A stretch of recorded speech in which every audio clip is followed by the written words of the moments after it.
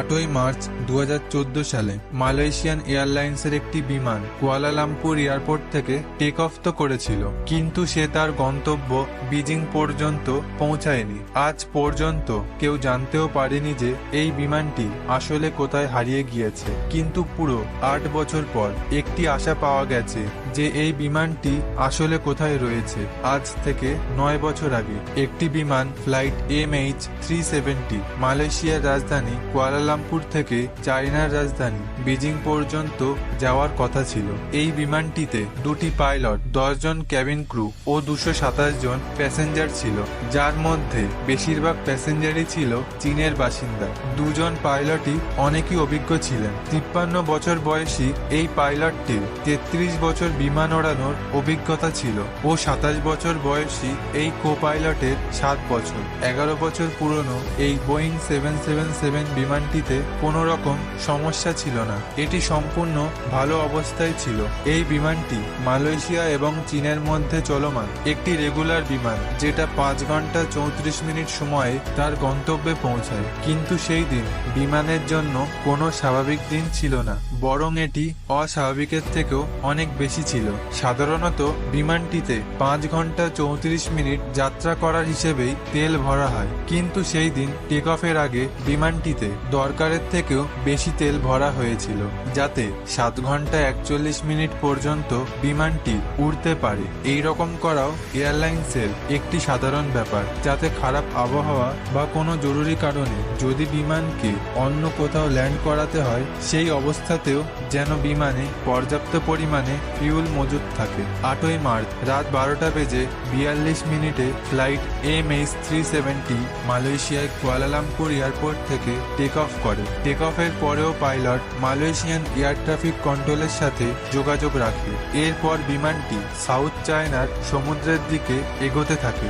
এর ঠিক 20 মিনিট পর রাত 1টা বেজে 9 মিনিটে বিমানের ট্রান্সপন্ডার তার location Kuala Lumpur air traffic control টাওয়ারের র্যাডারে পাঠিয়ে দেয়। এটি ট্রান্সপন্ডারের একটি অটোমেটিক ফাংশন, যা কিছু সময় পর পর বিমানের লোকেশন আশেপাশের র্যাডারে পাঠাতে থাকে। এখনো পর্যন্ত সবকিছুই সাধারণভাবে চলছিল।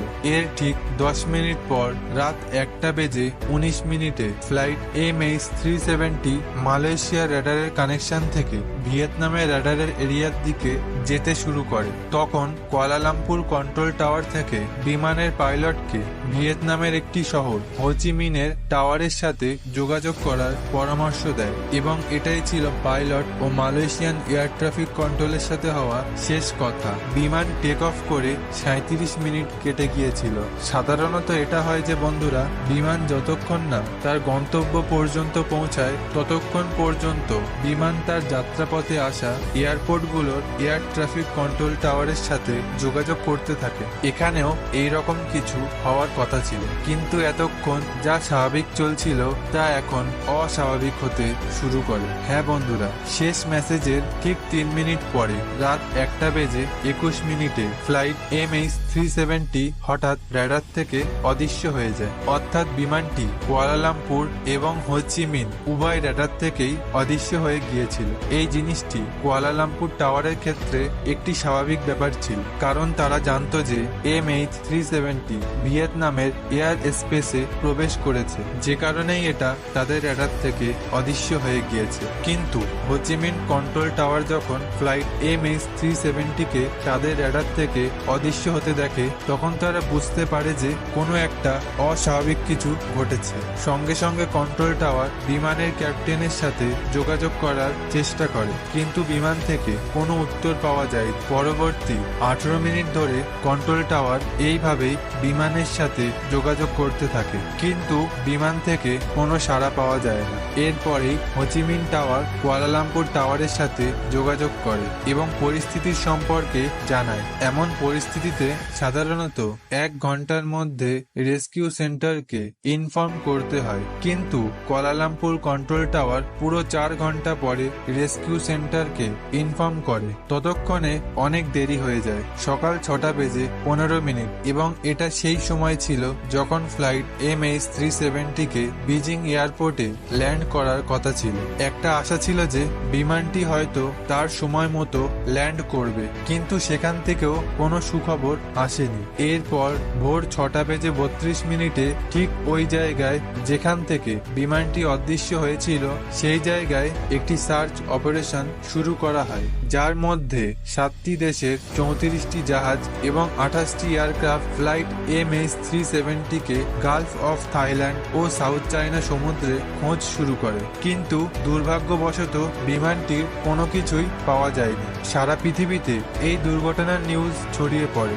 এই অবস্থাতেও আরো কয়েকটি দেশের ইনভেস্টিগেশন টিমও সার্চ অপারেশনে লেগে পড়ে। বিমানের হঠাৎ করে রাডার থেকে হারিয়ে যাওয়ার কারণ কেউই বুঝতে পারছিল না। যদি এই জায়গার উপর বিমানটি ক্র্যাশও হতো, তাহলে এত বড় বিমানের কোনো না কোনো অংশকে নিশ্চয়ই ভাসতে দেখা যেত। পরবর্তী 4 দিন ধরে এই সার্চ অপারেশনটি চলতে থাকে, কিন্তু কোথা থেকেও কোনো ভালো খবর পাওয়া যায়নি। কিন্তু চতুর্থ দিন একটি খবর আসে যা পুরো রেস্কিউ টিমকে অবাক করে দেয়। 8ই মার্চ রাত 1:21 ফ্লাইট MH370 যখন রাডার থেকে অদৃশ্য হয়ে গিয়েছিল, সেটা সিভিলিয়ান রাডার থেকে অদৃশ্য হয়েছিল। কিন্তু তারপরেও মালয়েশিয়ান মিলিটারির একটি রাডারে 1 ঘন্টা ধরে বিমানটিকে দেখা যাচ্ছিল। এর থেকে এটা জানা যায় যে বিমানটি সিভিলিয়ান রাডার থেকে অদৃশ্য হওয়ার পর কিছু মিনিটের জন্য ডান দিকে ঘোরে, এরপর ইউটার্ন করে আবার মালয়েশিয়ার দিকে ঘুরতে শুরু করে। পুরো 31 মিনিট পরে বিমানটি মালয়েশিয়ার একটি শহর পিনাককে ক্রস করে এবং তারপর মালাক্কা স্টেটের দিকে ঘুরে যায়। মিলিটারি রাডারের যে পর্যন্ত রেঞ্জ ছিল, ফ্লাইট MH370 শেষবার ভারত মহাসাগরের এই জায়গার উপর দিয়ে যেতে দেখা যায় এবং তখন রাত 2:22 হয়েছিল। এরপরে MH370 আর কোনো রাডারে দেখা যায়নি। পুরো রেস্কিউ টিম এবং বিমানের সাথে জড়িত প্রতিটি মানুষ কেবল এই রহস্যের সমাধানে ছিল যে আসলে বিমানটি গেল কোথায়। আর এর থেকেও বিস্ময়কর বিষয় ছিল যে বিমানটি বিজিং এর উল্টো দিকে কেন ইউটার্ন করেছিল। যে রেস্কিউ টিম সাউথ চায়না সমুদ্রে ও গালফ অফ থাইল্যান্ডের এরিয়াতে বিমানের সন্ধান করছিল, তারা এখন ভারত মহাসাগরের এই অংশে রেস্কিউ শুরু করে। কিন্তু আশ্চর্যজনকভাবে এই জায়গাতেও বিমানের কোনো চিহ্ন পাওয়া যায়নি। কিছুদিন পর আরো একটি খবর পাওয়া যায় যেটা পুরো পরিস্থিতিকে পাল্টে দেয়। জানা যায় যে বিমানটি 2:22 মিলিটারি রাডার থেকে তো অদৃশ্য হয়ে যায়, কিন্তু একটি স্যাটেলাইটের সাথে বিমানটি ক্রমাগত যোগাযোগ করতে থাকে। বন্ধুরা, তোমাদেরকে জানিয়ে দিই যে এটা বোয়িং বিমানের জন্য সাধারণ ব্যাপার। যখন কোনো কারণবশত তাদের কমিউনিকেশন ডিভাইস কাজ করা বন্ধ করে দেয়, তখন বিমান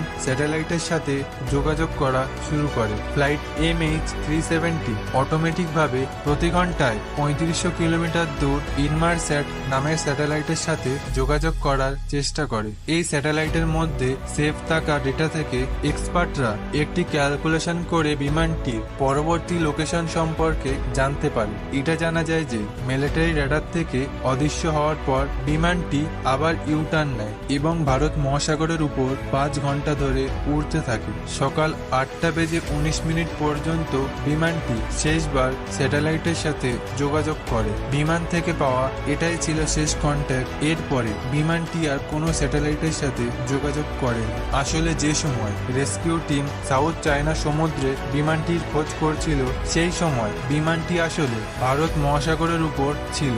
ইনভেস্টিগেশন টিম ও এক্সপার্টদের অনুযায়ী অস্ট্রেলিয়া থেকে 2000 কিলোমিটার দূর দক্ষিণে ভারত মহাসাগরের এই জায়গায় এসে বিমানের কানেকশন বিচ্ছিন্ন হয়ে যায়। কুয়ালালামপুর এয়ারপোর্ট থেকে টেক অফ করে এই জায়গা পর্যন্ত আসতে বিমানের 8 ঘন্টা সময় লাগে এবং বিমানে এই পরিমাণ ফিউলই ভরা হয়েছিল। এটা হওয়ার সম্ভাবনা বেশি যে বিমানটিতে ফিউল শেষ হয়ে যাওয়ার কারণেই ভারত মহাসাগরের এই জায়গাতেই ক্র্যাশ হয়েছিল।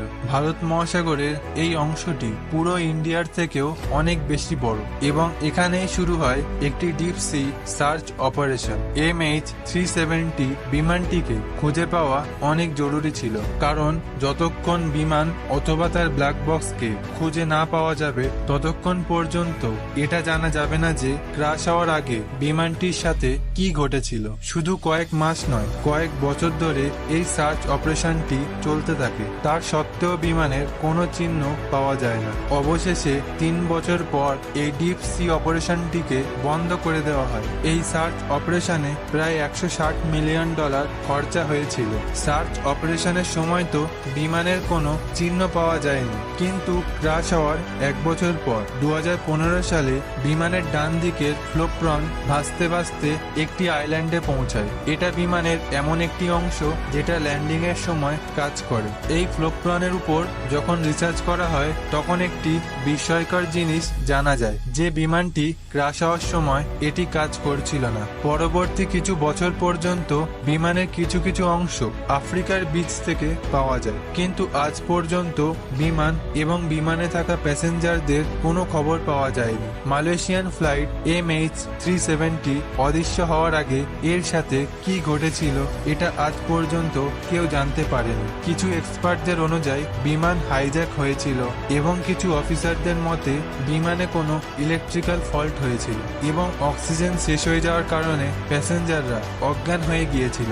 আসলে কি ঘটেছিল সেটা বিমানের ব্ল্যাক বক্সে থাকা ডেটা থেকেই জানা যাবে। ডেটা বিমানের সাথেই ভারত মহাসাগরে হারিয়ে গিয়েছে। ফ্লাইট MH370 অদৃশ্য হয়ে যাওয়ার ঠিক 8 বছর পর ফেব্রুয়ারি 2022 সালে আবার বিমান খুঁজে পাওয়ার আশা পাওয়া যায়। একটি retire space engineer Richard Godfrey অ্যানালাইসিসের মাধ্যমে সে বিমানের অরিজিনাল লোকেশনের খোঁজ লাগায়।